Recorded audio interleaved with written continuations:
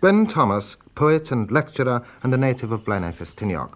Welsh is naturally the language that is spoken here, in spite of the influences of a more or less English educational system, the cinema, the English press, and even television.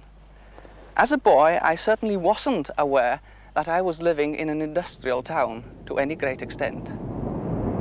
There's no smoke and grime here, and 5 minutes walk, even from the high street, will bring you into a green countryside or into the mountains. The great slag heaps are somehow part of the natural landscape. But people here are aware of the quarries, even now when they are in decline. There is an ambivalence in our attitude to them. On the one hand, we heard stories of the exorbitant profits of the quarry owners at one time, of young men dying of silicosis without any compensation being awarded to their families, of broken flesh and bone.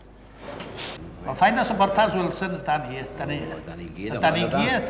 Fe socialist yda ni, de. It's no wonder that Blaenau Ffestiniog became a stronghold of a Welsh socialism. On the other hand, we heard of the comradeship of the quarrymen, of the civilized activities and the fun of the caban. Our respect for education, as well as for our Welsh heritage, probably derived to some extent from the caban.